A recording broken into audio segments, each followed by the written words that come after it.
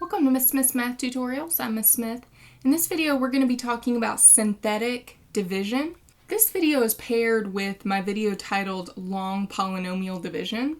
I'll link that one at the top. You definitely want to watch that one, even if you don't want to solve your questions using long division. I feel like that one kind of more explains the math behind what's happening, but this one is more of a shortcut. So this is an easier way to get the same answer, less work, less time, way shorter. We traditionally would want to factor. If it's a quadratic trinomial, you would want to try factoring. So just to show you what I mean, if you were to try to actually factor this, you would do 4 times -7. That would give you your -28.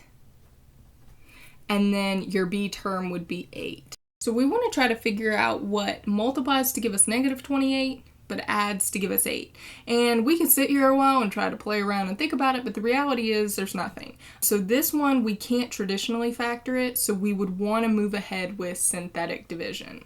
So our first step of synthetic division is we want to take our binomial over here, our x plus 1, and we want to actually solve for x. We want to set that one part equal to 0 and actually solve for x. And it's really only a one-step problem, but let me show you what I mean. So we would actually do x plus 1 equals 0. And then how would we solve that for x? Well, we would need to subtract 1 to cancel there, and we need to do the same thing on the other side, and we'd get x equals -1. So we build this table that looks like this. All right, kind of like a really long lined L. Over here, we put our -1. So that was the value when we actually solved for x on that binomial. And then in here, in a straight line, we're going to write each of the terms. Now, it's very important to make sure that each exponent is covered. And let me show you what I mean. This goes x squared. That's our highest exponent. And then it goes x to the first, that's our next highest exponent, and then we have our constant last. So we're good. When we get to some other examples, like over here, we won't have everything covered. So we need to talk about that. But here, we're good. So we've got a 4, and then we're not going to write our x squared. We only want the coefficients. We've got 4, we've got a +8, so we're just going to put 8. And then we've got a -7. It's so important that we include the sign. If it's negative, you need to make sure you put the negative. Now from here, we're going to follow this process, and it's going to be the same thing each time. So you always take this first number and bring it down. So we just bring 4 down. Now we take this -1 and we're going to multiply. This is going to be like our multiplier. We're going to multiply it first by this 4. -1 times 4, well, that would give us -4. We write it right there underneath the 8. So now we actually complete this math here. So we say, okay, what is 8 minus 4? We just go with the signs in front. So 8 minus 4 would be a +4. And then we repeat that multiplication step over. So we take this -1, and now we're going to multiply it by that 4. So -1 times 4, again, that'd be -4, and that's just a coincidence and won't always be the same number each time. And now we're going to combine this down. So -7 minus 4. Again, you just go with the sign that's in front of it. So -7 minus 4, that would be -11. I don't multiply again because I'm out of stuff, right? There's nothing over here. So I've hit the end of the wall. So that means this right here, -11, is my remainder. The way we write our final answer, and this is very important, we consider what was our highest exponent, what was the degree of this polynomial. So in this case, it was 2. Went to our original highest exponent. So when we're writing our final answer, we go 1 lower than that. So if our highest exponent was squared, then our next highest exponent was to the first, right? Just a plain old x. That's where we start. And then we build our answer. So what we say is, okay, this is 4, and then we said the one right below squared would be just a plain old x. So we'll write it 4x. And then we've got this +4 here, so we put a +4. my next step down would be just the constant, right? So this always goes squared and then to the first and then the constant. So we just have our to the first power and then the constant, and now we need to include the remainder. So we include that by writing a negative 11, which is from right there, over the original binomial that we had over here, so x plus 1. And that would be your final answer. Okay, so let's do another example. Remember our first step. We take this binomial, we set it equal to 0, and we solve for x. So in this case, to get x alone, we would need to add 3. So that would cancel on that side. We'd need to do the same thing on the other. So we'd end up with x equals 0 plus 3 is 3. Okay, so that number, a positive 3, that's going to be my number on the outside of this big L that we're going to create. And now, what goes in the L in my straight line is, remember, we start with just our coefficients. So in this case, I start with the highest, so 3. And then I have a negative 2x cubed, so we'll put negative 2 next. And then I have a negative 1x squared, so we'll put a negative 1 next. And then it just skips my x, right? Like notice over here, it went x squared and then just plain x. And that one skips it. So we can't just skip it. If you try to, you're going to find that it doesn't work. We leave a space for that plain x by just putting a 0 there. And then we'll continue on with our constant, which is 5. We got a lot of numbers in this one. The steps are still the same though. So the first number, this 3, we just bring down to 3. Next, we do our multiplication. So I always like to put like a little times there just to remind myself. So we're saying 3 times 3, which will be 9. We write that number here. And now we just combine down. So this is negative 2 plus 9, which would give me a positive 7. And then we start the process over. We multiply this 3 times the 7. 3 times 7 is positive 21.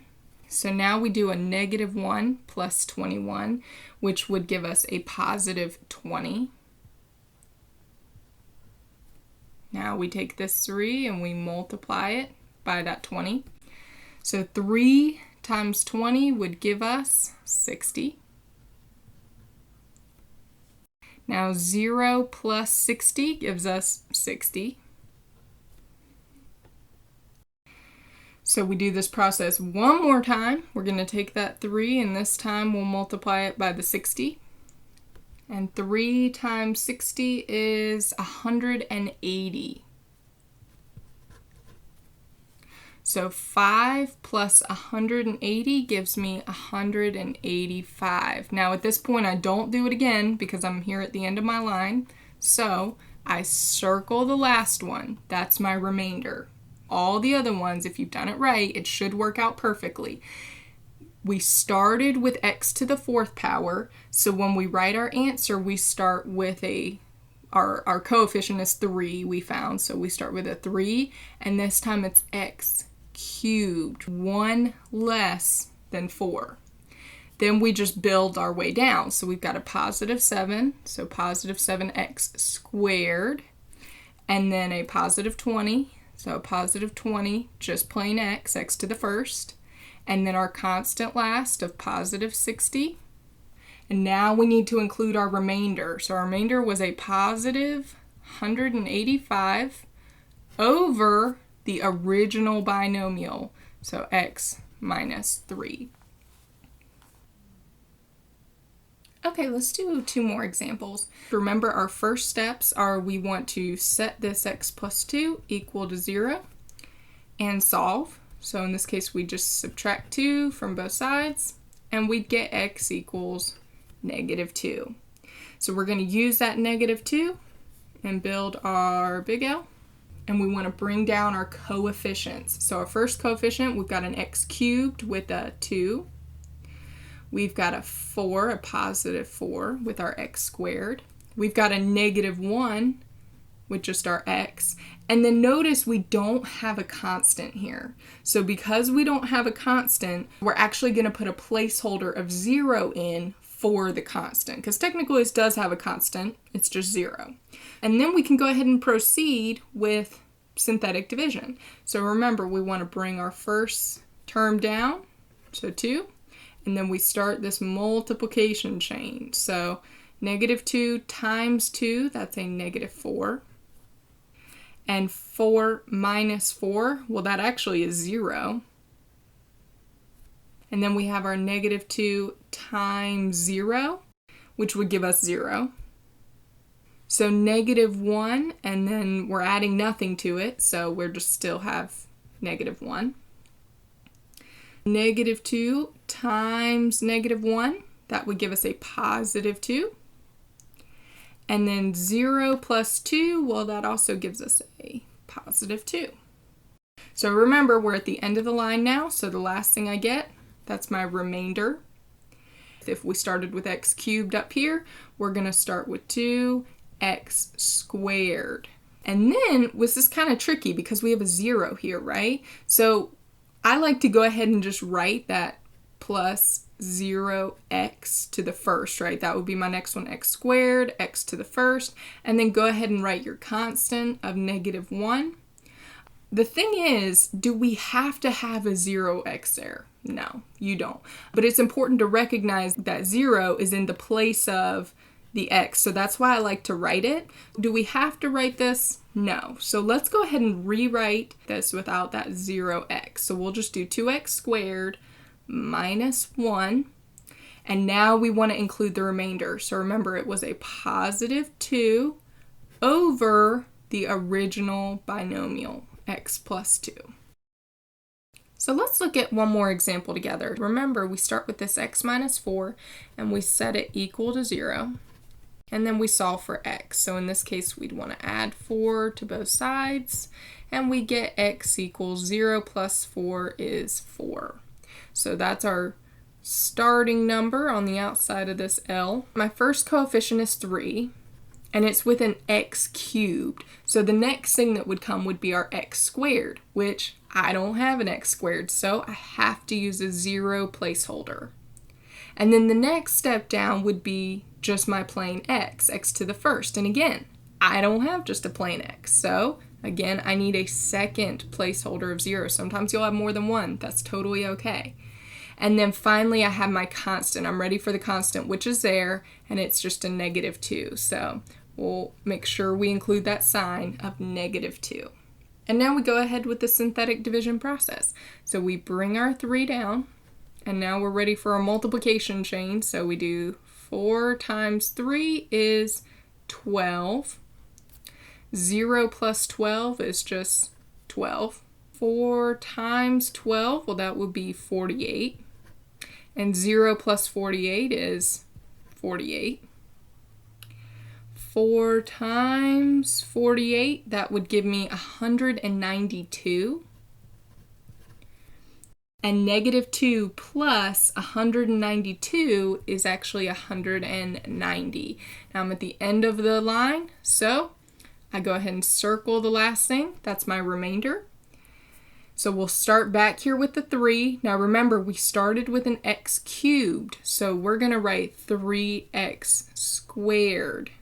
And then we build down from there. So +12, just plain old x. And then we're ready for our constant of +48. And now we're ready for our remainder of +190 divided by the original binomial, x minus 4. So there is our simplified version. Here's one for you guys to try. I'll post the answer in the video description below. This has been Miss Smith's Math Tutorials.